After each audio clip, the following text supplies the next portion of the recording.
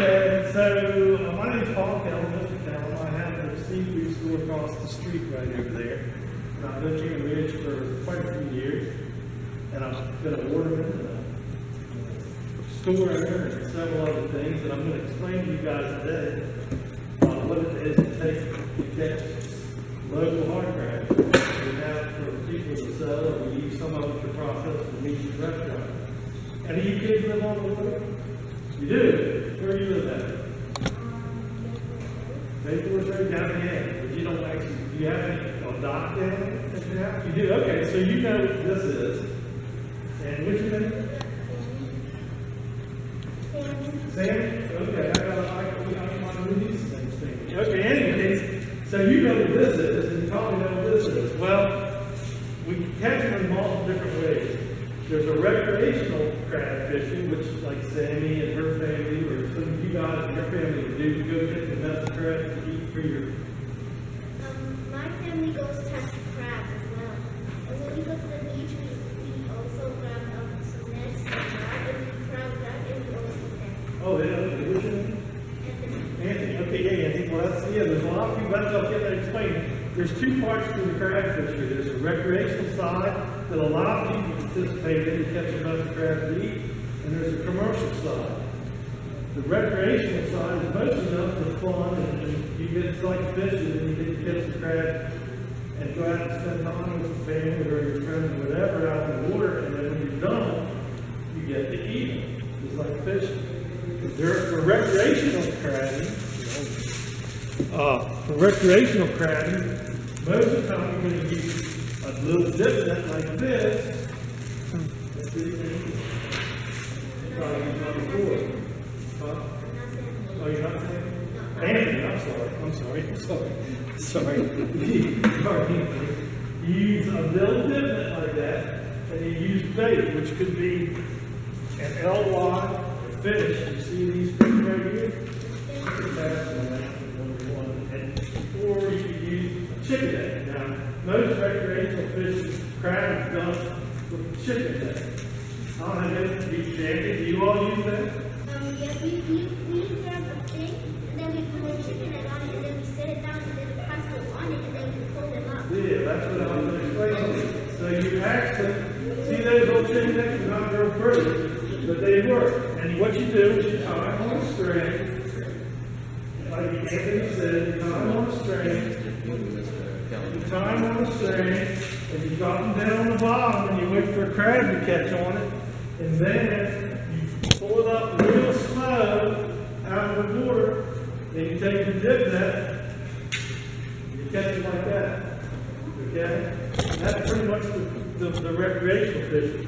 Like I said, you use the chicken nets, or you can use the eels. See these? Look at that. They look like snakes. You want to touch one? See, you got eels in there. You can use that one. Huh? Yeah, y'all can get in there and try to grab it. Grab it too quick. No, they don't bite. It's slime.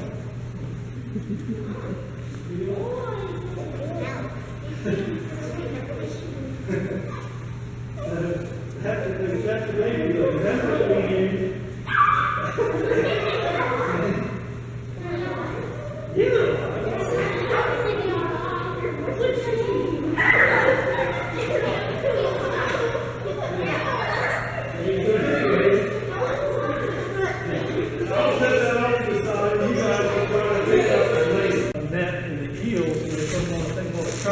Which is a long piece of rope, and every 5 or 6, 7 feet, they tie either a chicken net or a piece of eel on there, and the boat idles along, and as they idle along, they take their net here, and they dip them up and put them in their thing. The other thing is, which most people in St. Mary's County use to catch commercially crab, is a crab pot. Have any of y'all, I'm sure some of y'all do. Okay, so a lot of y'all. So you come, do you know how it works? No. You don't, but you've seen one. Okay. Well, anyways, how it works is, you take a piece of the fish or the eel, and this is called the bait box. And you put it in here, okay? You put your bait in here. And then This is the bottom of the net, of the trap. This is the top. These pieces around the side are called funnels, and what happens is the crabs crawl across the bottom and get to the base. You see what I'm talking about? See, the crabs crawl across the bottom and come in these holes here, chew on the bait. They get in there and chew on the bait, and they realize that they're caught. So then, to get away, their natural instinct is to surface, to come to the top, and they come up and they crawl through these holes right here to the top of the trap.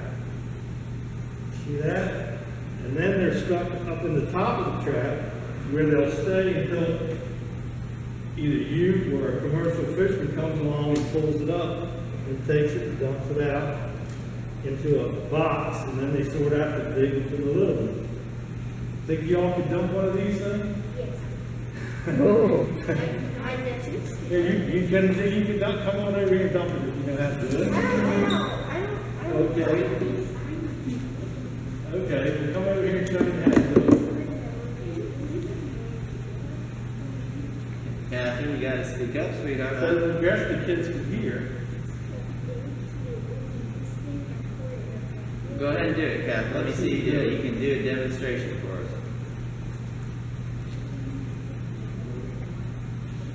Need some help? It's okay. We'll go have lunch and we'll be back when she gets it. You open that up, and then you pick it up. Can you shake it? Because it's too heavy for you. Oh, you're doing all right, John. All right. Well, anyways. Good job. 250 of these to 500 of them, and they go from one to the next and shake them out, and as they get to it, they pull it up and they drop the old bait out, put new bait in, shake the crabs out, close it up, turn around and close it up, and by that time you're to the next trap in the line, and you drop it over down to the bottom like so, and hopefully you get some crabs. Now the commercial guys, when they crab, they're not really crabbing for fun like you guys. They're trying to catch as many bushels as they can most of the time. And those crabs are used in several different ways. Some of them go to a market for steam crabs, like you see in that box over there, which you guys are going to eat in a few minutes. And other ones are used for the processing end of it. And when they use it for processing, we catch the crabs, and we have people that come in and work, and they pick the crabs, and they put it in these cans. This is fresh crab meat, and we sell it at the supermarket, and you can make crab cakes or devil crabs or Crab Imperial. or whatever. Woo. And it's strictly, it takes a little work out of picking your own. I brought this, Lila, and you can pass it in, they can all take a bite of it, and that's what it would taste like. Okay, I'll put a little bit on each, Okay. on the table. And that's what the majority of the crabs that are caught, I'll say in the lower part, they're Tongues. used for. And most of the time, they're used the females or the lesser quality males for that. And the better quality males go over to be used for frying crabs. Just like me, I'm a better quality male. They use the better quality male for people to sell to the public for to have crab feasts and stuff like you guys are doing today. So have you got any questions?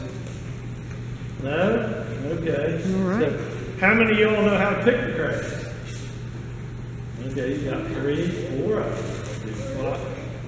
How many of you have had them before? Hopefully everybody has. No. 250 of these to 500 of them, and they go from one to the next and shake them out, and as they get to it, they pull it up and they drop the old bait out, put new bait in, shake the crabs out, close it up, turn around and close it up, and by that time you're to the next trap in the line, and you drop it over down to the bottom like so, and hopefully you get some crabs. Now the commercial guys, when they crab, they're not really crabbing for fun like you guys. They're trying to catch as many bushels as they can most of the time. And those crabs are used in several different ways. Some of them go to the market for steam crabs, like you see in that box over there, which you guys are going to eat in a few minutes. And other ones are used for the processing, and when they use it for processing, we catch the crabs, and we have people that come in and work, and they pick the crabs, and they put it in these cans. This is fresh crab meat, and we sell it at the supermarket, and you can make crab cakes or devil crabs or Crab imperial. or whatever. Woo. And it's strictly, it takes a little work out of picking your own. I brought this, Lila, and you can pass it in, they can all take a bite of it, and that's what it would taste like. Okay, I'll put a little bit on each, Okay. on the table. And that's what the majority of the crabs that are caught, I'll say in the lower part, they're Tongues. used for. And most of the time, they're used the females or the lesser quality males for that. And the better quality males go over to be used for prime crabs. Just like me, I'm a better quality male. They use the better quality male for people to sell to the public for have crab feasts and stuff like you guys are doing today. So have you got any questions? No? Okay. All right. So, how many of y'all know how to pick the crabs? Okay, you got 3, 4 of them. Well, how many of you have had them before? Hopefully everybody has. And they work their way up to the top of that bait box in the middle. And then they start crawling back and forth on this arch. See this arch? See how it's higher than the bait box? And they work through, they start there, they start chilling and coming up this way. And then they start crawling on that, and they feel this hole, and they crawl back out of it, up to the top. And once they get up to the top, they're pretty much trapped. Now, see these little rings here? That's what's supposed to let all the little baby crabs out, so that you don't have any babies in undersized crabs. There is a limit on the size that you can keep. It's 5 1/4 inches. Do you ever catch turtles? Rarely, Lila. And these squares right here are what the recreational crabber puts in them to keep, supposedly keep the turtles out. Okay. They're actually not turtles. Well, there are turtles, but they're terrapins. The state, I think it's one of the state symbols. Oh, okay. Terrapin. Any more questions about it? Do you cut the eels up to put them in, or you just put them in whole? Yes. Cut them up? Yeah, the eels are cut up in pieces about 3 to 6 inches long.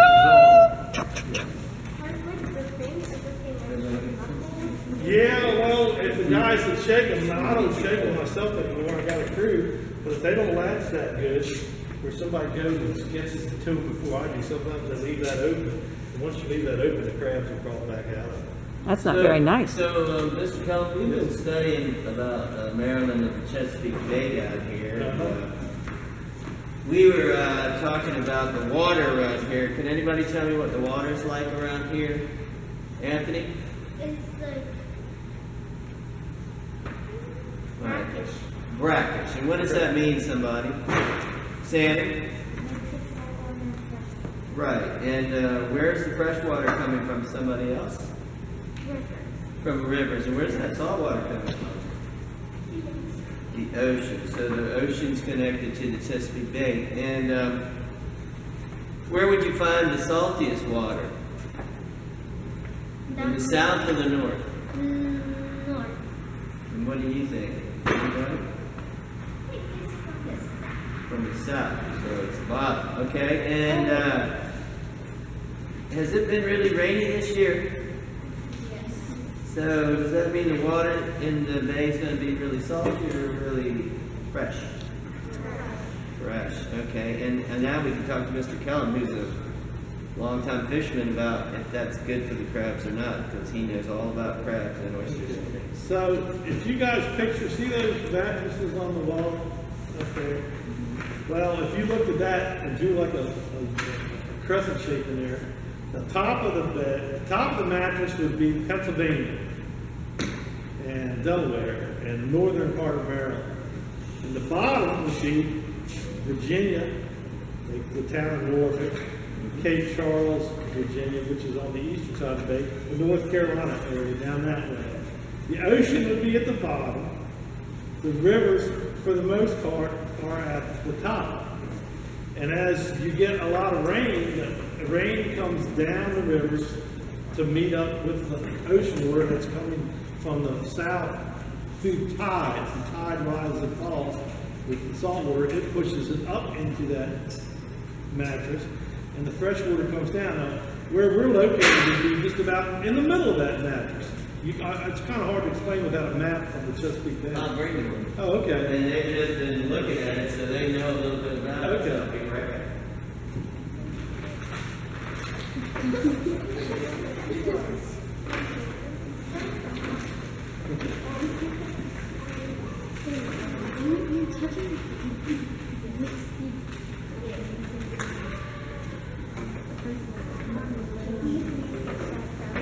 I don't think they want you to eat them right yet.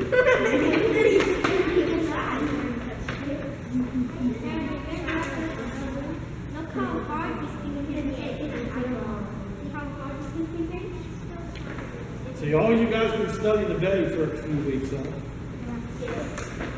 Okay, I got you. Are you know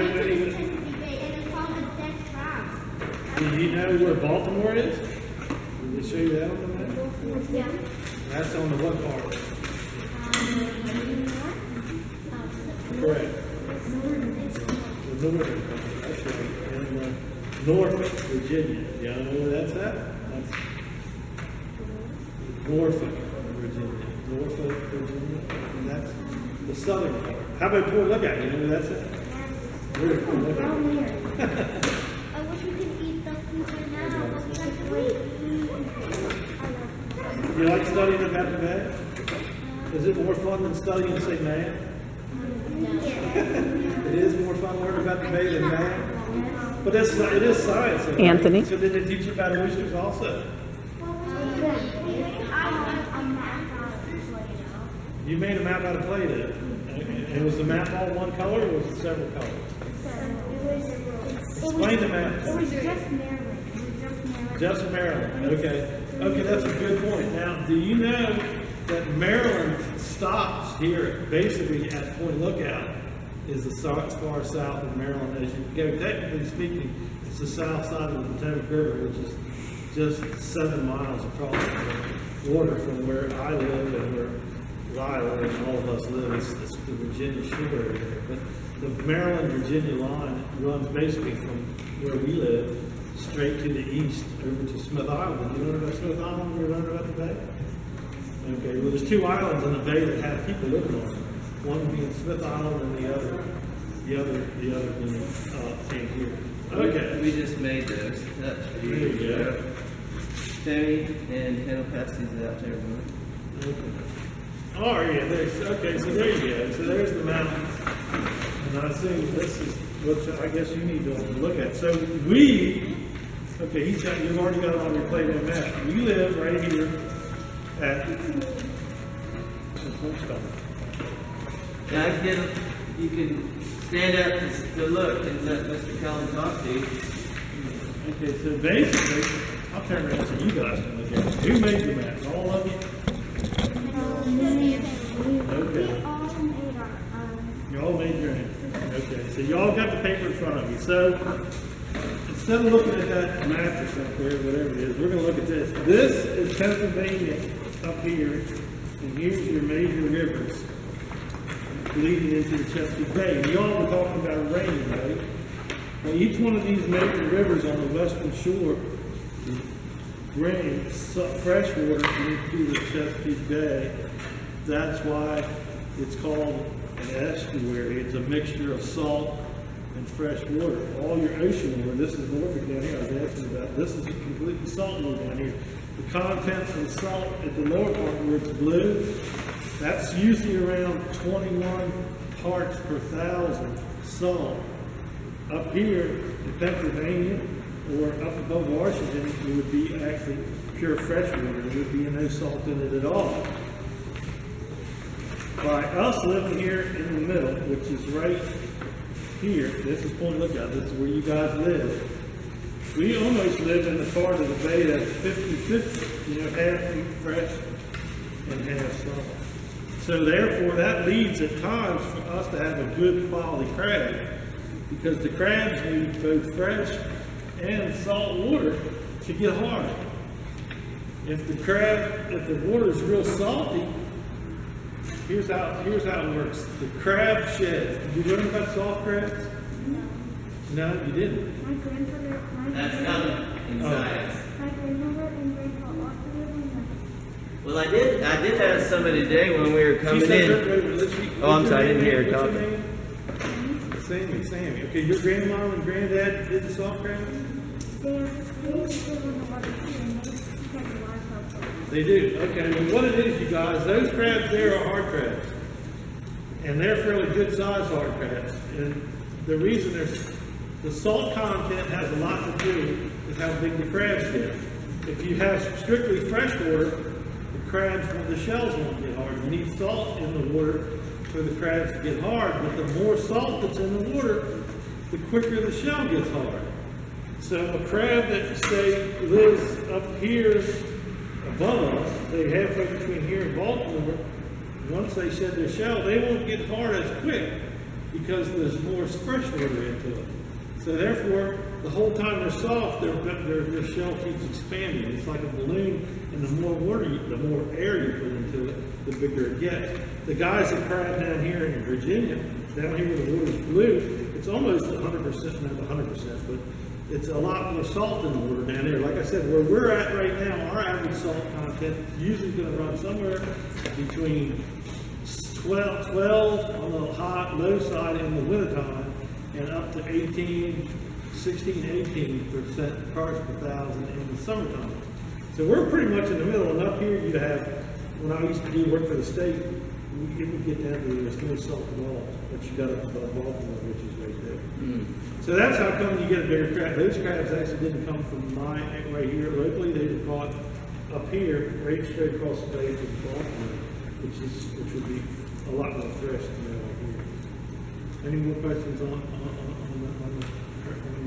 how the crabs move? Now you were talking about the rivers. All these rivers bring fresh water into the Chesapeake Bay. The Potomac being the largest, and it runs actually the Potomac River runs all the way back into western Maryland, West Virginia, places like that. And you also have the Susquehanna that's not only, and it runs way up as far as New York. So they get fresh water from all the way from as far as New York to come into the bay. Do you have any questions? Okay. Okay, so anyways, that's it. Any more questions about the crab? So you understand that it sheds to get bigger, right? She says her granddad knows, so she knows. And Anthony, he's worried about eating his right. You know, actually, you guys, there's actually a market for the soft shells too. Like I say, we're just concentrating on hard shells today, but there's quite a market for soft shell crabs. It's not as big a market because it's harder to find soft shells than it is hard shells. And what time do you find the soft shell? The soft shell crab typically runs about in May, June, and July. The water's the warmest point then. The crabs have hibernated, and then they're ready to spawn out and whatnot. Once they come out of the bottom, once the water temperature warms up to about 50 degrees, they get active, they start eating again, and then they'll feed and strengthen themselves up after being dormant, which means they lay around all winter in the bottom without moving. They move a little bit, but not much. And it takes them a month or two to feed and fatten up and get strong again, and then water temperature hits approximately 70 degrees, and they begin to spawn. And once they spawn, they shed their shells, and they become soft shells. A crab, the female crabs they spawn, they shed their shell, spawn one time, and they never grow anymore once they spawn, once they mate. Whereas the male crab can keep growing and shedding his shell many times, longer than a female crab. Does she die after? No, originally scientists thought that they only had one egg sac and it only grew one time. And once they spawn and grow the eggs, they would release the eggs into the Chesapeake Bay in a salty area, down on this part, not the fresh water. They have to be they need to almost be 15 to say 20 parts per thousand to spawn to release the eggs. And they have enough egg sacs in their body to spawn once, at least twice, if not sometimes 3 times. Originally, they thought they only did it 1 time, and once they spawned, they died. But since that, and that's what they thought when I was young, year-old age. But since then, they've changed that theory. But do you bring in this? They bring in the female. What would you rather have, the female crab or the male crab? And why is that? Because it's bigger, right? Taste that, eat that, see that meat in front of you? Have you even tasted it at all? No? Well, you can go ahead. Taste it and then you tell me what you think about it. Just take a taste of it.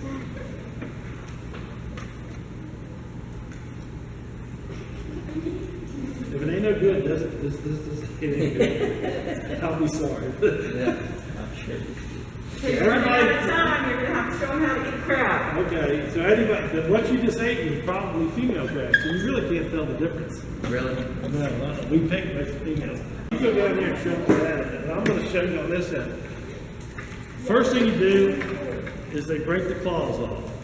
Okay? Watch closely, guys.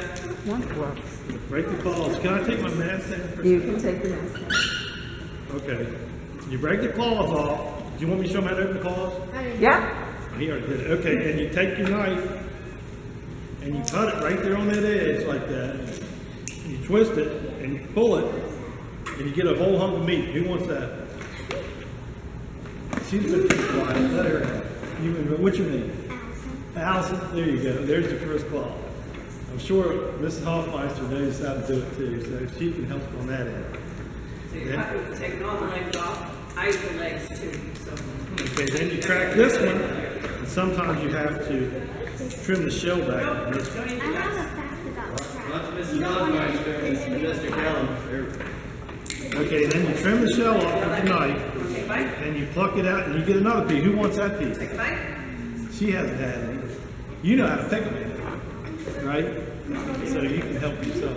Okay, Look, there you go. are we going to show them the body now yet, Lila? Yeah, show them the body. Okay, so most recreational people, you pull all the legs off. You pull all the legs off.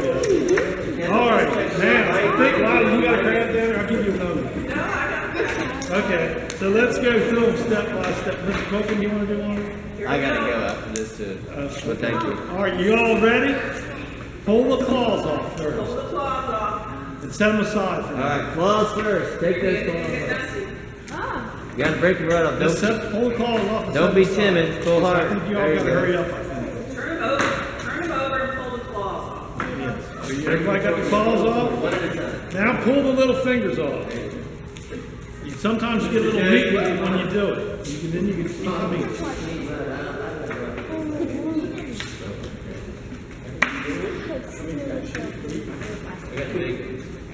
Just go ahead and pull them, jerk them right on off. Pull it right on off. There you go. That's actually meat right there, see? Okay, so has everybody got the apron off, you know? You don't? Or you want? I got mine. Okay. Okay, so now we're going to pull the top shell off. So grab hold of the crab, something like I got it right here. Can I do that? Yeah, I'll give it that. Here you go. Yeah. So, okay, so take the top of the crab, you guys down there, and pull the shell off. Just let's pull the top shell off, like so, okay? So the first thing you gotta do is take the lungs out. And the lungs are those little, oh yeah. You gotta eat these, you gotta take your knife or your fingers and pull these little lungs off like so. Scrape them down. They're these little the devil's fingers they call them. On each side. You know what to do. Yeah, and then, yeah, pull those off. Oh, look, Chris got it okay. Look at you. She's happy. Chris, look at me. A crab that looks something like this. And then you're going to take the yellow and the stuff in the middle and just pluck it out. Take your fingers and grab it out. I wish Judy was here. She does. All right. Yep, now break it in Now we're half. gonna break the two sides in half. Easily Break it it breaks in in half. half. And the white stuff that's showing is the crab meat. You help They're good. No, they're Okay. good. They're independent eaters. Okay. These 4 young ladies, and I don't think Set the top Lindsay, part aside. I don't think Lindsay, have you had crabs before? You're doing a great job. This is her Okay. first time, and she's getting into them all So and now everything. you've got two halves. And in each half, there's a whole bunch of little white meat. There's some of it right there. And you end up with something like this. So each one of you guys get your crab to look something like Anthony. You need it to look something like that. Clean it out and get. Oh, we're gonna have to start calling you on another crab because that Look at one's that. kind of broke up. But there's still plenty of meat in it. See the meat Look at there that. and the meat here. And take your knife and just start picking at that little bit of it. See, there's the meat. You put it in a bowl. There's the meat. Have you eaten any of it? Do you even like them? Okay, there's crab meat. All that meat out and eat that. So anyways, you guys, that's how you pick it. It's hard to get this part out. It's hard. I can't. Okay, what on that crowd, you should take your knife and cut it. I can't. I thought. I know it's tough because it sells real hard. There you go. So anyways, you're learning about that. So basically, that's how the ladies that work for us pick the crab, just like I showed you. How many pickers do you have? 3 or 5, depending on the day. Okay. And And each one of the ladies that pick crab for us, they pick about 15 pounds a piece a day. they're quick. The crab picking ladies have to be really quick to kick. Maryland, my Maryland, avenge the patriotic gore that flecked the streets of Baltimore, and be the battle queen of yore. Maryland, my Maryland, thou wilt not cower in the dust. Maryland, my Maryland, thy beaming sword shall never rust. Maryland, my Maryland, remember Carroll's sacred trust. Remember Howard's warlike thrust, and all thy slumberers are just. Maryland, my Maryland, dear mother, thrust the tyrant's chain. Maryland, my Maryland, Virginia should